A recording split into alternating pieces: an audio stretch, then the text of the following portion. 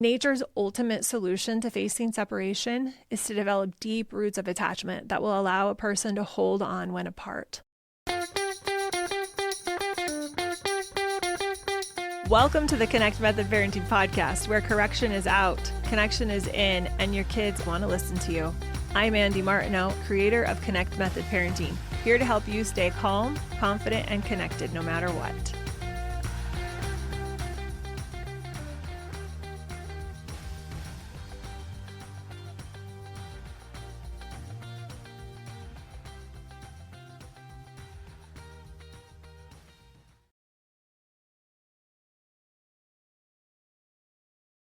Now, let's talk about the roots of attachment. This is one of my favorite things that Dr. Neufeld shows in his work, is how we develop these different layers of attachment. The roots of attachment are nature's spontaneous, but not inevitable solution to the problem of facing separation. They develop sequentially if conditions are conducive, ideally with a new root establishing each year of a child's life. Now, I'm going to pause right there because as I explain these, you might be thinking, well, goodness, this did not all get developed properly with my child or with even myself. And I just want to say that's not a problem. Having the framework and understanding it gives us the ability to cultivate it. Think of it like a gardener who has more knowledge about how different plants work, what they need, how much sunlight, how much fertilizer, where they should be planted, how much soil, whatever they need, is going to do much better than one who isn't. Now, could they both be semi-successful? Yeah. But the more we understand and the more we embody this and the more we calm ourselves down and the more we develop our own roots of attachment, the better we're going to be able to work with the natural flow of things instead of trying to row our boat up the river. So ideally, which happens very rarely, each new root can be established in each year of a child's life. These roots build on each other. So we can't skip a root, Dr. Neufeld says. It gives us a stepping stone to the next root. And so as we do this, we're building on these different roots. And he uses the roots of a tree, which I love. So the first ways we attach are more surface level, and then they get deeper and deeper and deeper. And each of these layers give us multiple ways to stay connected or to hold on as we mature. Maybe when we're physically apart, when maybe something goes wrong, we can still stay connected. The deeper the roots, the more a person can experience separateness without losing a sense of togetherness. And that's really what we're after. When we have a newborn, there's no apart. They are with us every second of the day or with someone who's caring for them every second of the day. And then as we get older or as our children get older, there's more and more separation. And the goal isn't that we always have to stay connected and be hip to hip, but that they can stay connected to us even when they have to go to school. They can stay connected to us even when we have to say, no, you can't do that. So I'm going to share a little graphic that I find super helpful. Oh, I forgot. Let me share these really quickly. So here's Maslow's. Can you guys see that okay? I'll make it a little bigger. Maybe. Can you guys see that at all? Let me see. Oh, let me get it. There we go. Now you can see it. Okay. So this is Maslow's hierarchy of needs. This is what I learned in all my psychology classes in college. And it talks about there's the physiological safety or needs rather being met, food, shelter, water. Then we have safety, then social esteem and self-actualization. And this is the way Neufeld has changed it. He has changed it. If I can get this bigger so you can see it. Hopefully you can see that. I'll even just zoom in on the triangle even bigger so you can see it. But he proposes, get myself out of the way. He proposes that at the bottom is the emotional safety or attachment, then physical safety, co-regulation, self-worth and identity, and then self-actualization happens on the top. Okay, that is kind of a recap of what we were just talking about. And I'm going to adjust my mic so as I do this, I can scooch over. You can see my graphics. Okay, should we move to roots of attachment? Here it is. Now, if you can't see these words on the bottom where the roots are, actually let me know. This is for those who are members, you guys, I have been working secretly in the background on an amazing, I'm gonna have to lean way over, on a new workbook. I just need to put over my face on a workbook for you guys, not a workbook, a journal implementation book that's coming. And this is an image from that. So here's the roots of attachment. Let me know if you can see it. And I'm going to just blow it up a little bigger so you can see what it says.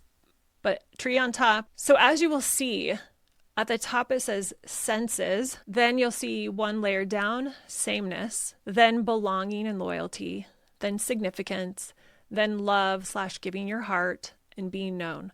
The reason I wanted to show this image really quickly is it is helpful to see the roots. I think I'm very visual, to see the roots getting deeper, deeper, deeper, and think of the health and the resilience and the ability to hold on when apart and to stay connected even when not together gets easier and easier the more the roots of attachment are deep into the soil. Okay, so keep this image alive in your brain. If you want me to show it again, I can, but I'm going to take it off because it's kind of funky how it's showing up. All right. The roots of attachment, again, they are spontaneous. They happen without us having to think about it. That's why I use the word spontaneous. They just happen. Think about your child growing. It just grow. Spontaneous. Can't do anything about it. However, this is a little different than that because physical growth, for the most part, is inevitable. And even though we wish we could keep them as this precious little tiny 3-year-old or 4-year-old, it doesn't work that way. They just grow no matter we like it or not. But emotional maturation and maturity is spontaneous, meaning it happens without us having to think it through, although we do use our conscious awareness to make it easier, to facilitate it to some degree. But it's spontaneous, meaning it's happening in the brain in a way that scientists still aren't 100% clear the actual mechanisms that happen, but we are aware of the conditions that make it happen, that make the spontaneous emotional growth and connection inevitable, makes it more conducive for it to be inevitable. So it's spontaneous, but not inevitable. We have solutions that will help this. And one of them is understanding this invisible attachment thing that's happening. So the roots of attachment develop sequentially. That's why you see them go from top to bottom. If the conditions are conducive, again, that's where we're going to be using our conscious brain, our prefrontal cortex, which is the part in the front of our brain that is in charge of logic and reason. It lets us think about our thinking. It lets us strategically plan things out. It lets us evaluate things that have happened in the past. So we're going to use that to create conditions that are conducive, not just for our kids, but as many parents who come and work with me are surprised the reality that some of the conditions I'm helping them create are conditions that are conducive for their own emotional maturity and growth, so that we can create the conditions for our child to grow that require a very mature brain to create a very robust and resilient emotional nervous system and the capacity that we want to bring to the table. So ideally, with a new root being established each year in a child's life, the ability for them to attach will be deep and strong and beautiful. However, I have yet to meet someone who has this happen without any bumps in the road. There's so many things that physiologically can create some problems, and also just the world we live in, the way our world is set up. It's very different than it was 100, 200 years ago. So there's some things we need to be aware of. These roots, again, build on each other, giving multiple ways for us to stay connected or to hold on to each other when physically apart. So the deeper the root, the more a person can experience, again, this is a very important phrase, separateness without loss of togetherness. I'm going to put that in the chat for those of you who are live. It's one of my favorite phrases that I learned from Dr. Neufeld, that we can experience separateness, meaning I'm physically apart from you. Maybe even we've had a little bit of a falling out, but yet I still feel a sense of togetherness. I still know our relationship's fine, even though it's been a little tricky. Nature's ultimate solution to facing separation is to develop deep roots of attachment that allow a person to hold on when apart. And these deep roots develop sequentially in a conducive environment. So I'm going to go through them quickly and then go into each one of them a little bit more in depth. First is senses, attaching through sight, sound, smell, touch, taste. Think a baby. They are attaching through sight, sound, smell, taste, touch.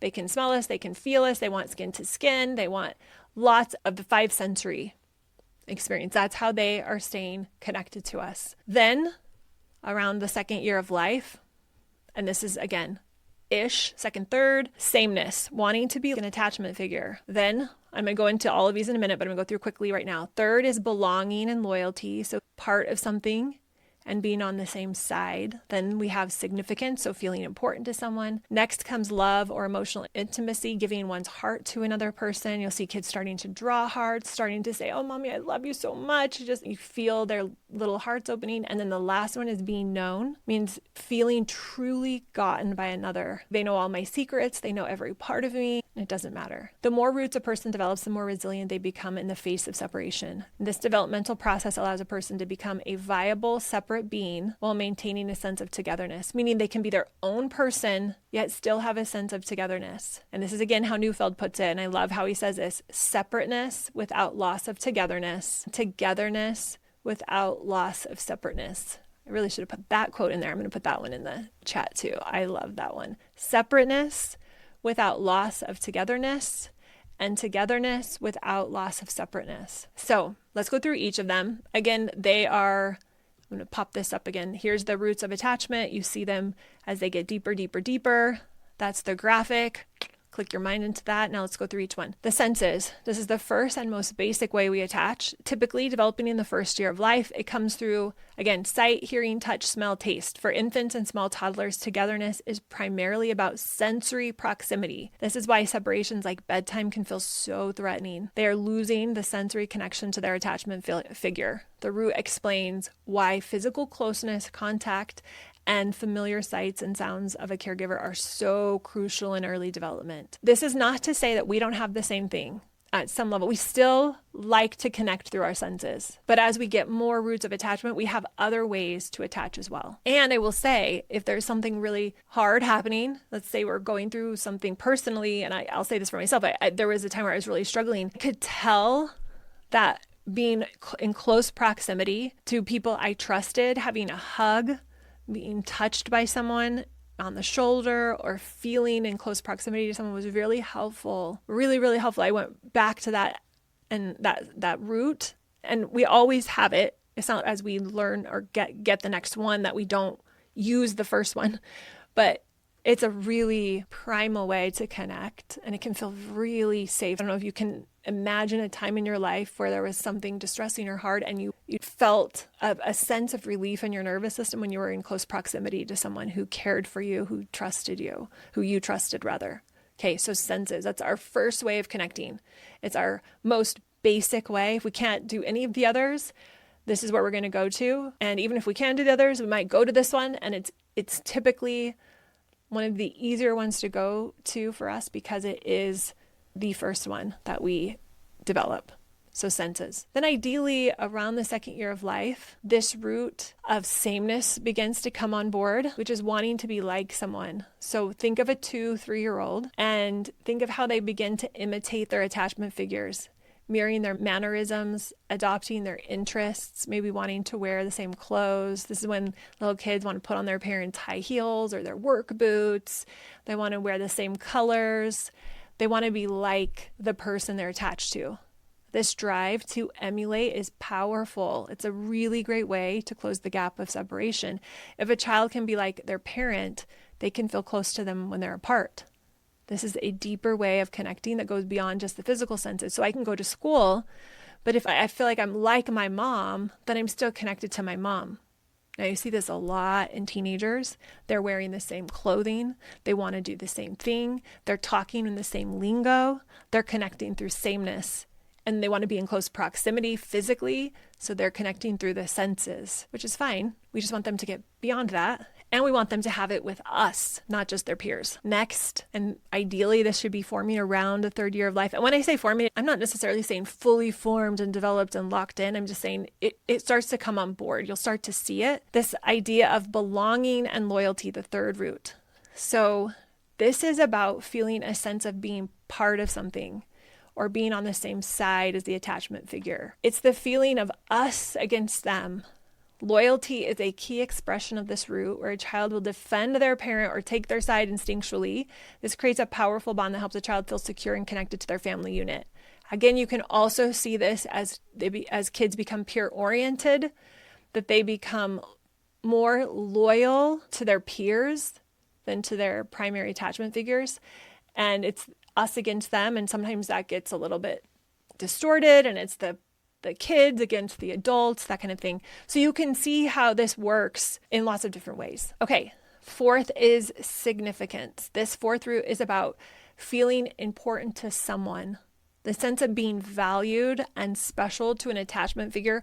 This is really an important root in the developmental sequence. This stage is about a child's need to know that they matter deeply to their caregivers. So a child knowing they matter deeply to their parents, which reinforces their connection and sense of security. And then we move on to number 5, which hopefully is developing around the 5th year of life. This root is described as giving one's heart to another person.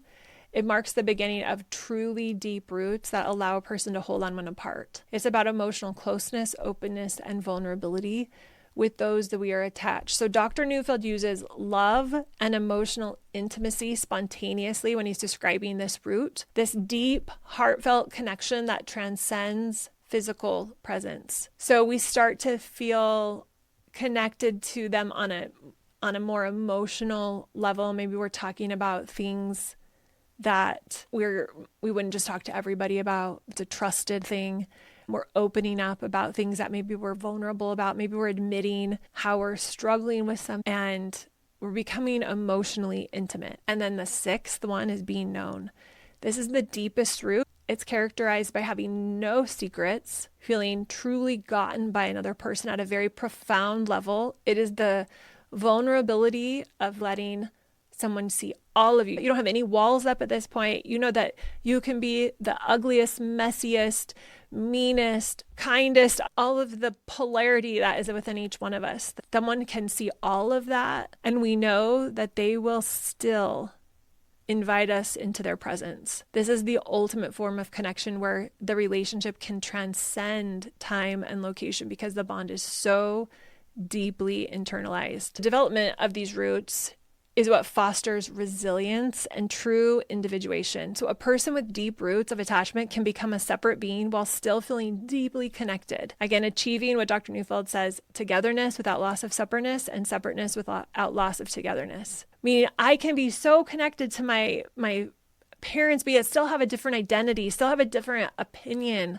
about something. So this is coming on a little bit later. He would say around 6, but I would say the very beginning, you might see at 6, where they start to say, no, I want to do it this way, yet they don't lose their sense of connection with you. This is something that I believe we are developing throughout our entire lifetime, being known, feeling truly open with someone. And this is something we're still working on. I still feel like I am developing parts of this that are being developed still. Getting to the place where I have a person in my life that knows all the things about me, nothing's hidden, and they get me, they push me away. This is what we want to develop with our kids, especially if we are still developing it with ourselves. I want you to think about what it would feel like to have someone in your life, if you don't have someone like that really gets you, where there's no secrets, you're truly vulnerable, and that you can be completely separate yet very connected. The capacity of relationship is not inevitable and can develop later in life. For a lot of people, it does develop later in life.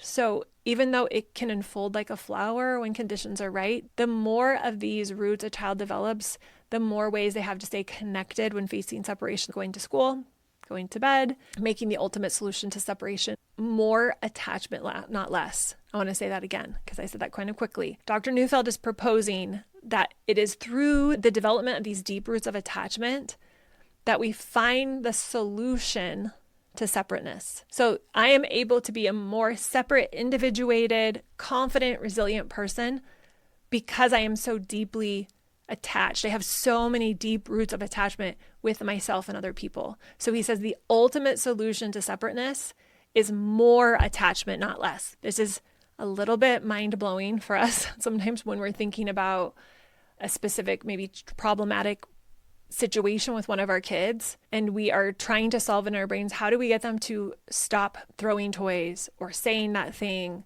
Or maybe we have a teenager that's being disruptive or rude. How do we solve it? And our brain goes to, typically because of the society we live in, to a correction stance. I need to give them a consequence. I need to let them know that is not appropriate. I need to stand up for myself. And what we're missing is the counterbalance to that of this togetherness, this attachment. So yeah, we need to have rules. We need to say things. You can't throw a toy at your sibling, or we need to do that homework, or whatever it is that your rules are, but it has to be fueled by a deep attachment to have the most impact on your child. If you want to have the most influence and impact, if you want them to listen to you and not just roll their eyes and walk away, then the solution is attachment. More of it, not less. So learning how to be compassionate alpha, another one of my favorite Dr. Neufeld terms that I've talked to you all about. I just talked to it on the local station. They had me on the morning show here, and we talked about compassionate alpha. It's everything. It's this balance of compassion, which embodies the attachment part, and alpha, which embodies the leadership part. And we have to have both. If you enjoyed listening to this podcast, come check out my Connect Method Parenting Coaching Program, where we take this material and we apply it using my proven formula. Head over to cmp.works/join.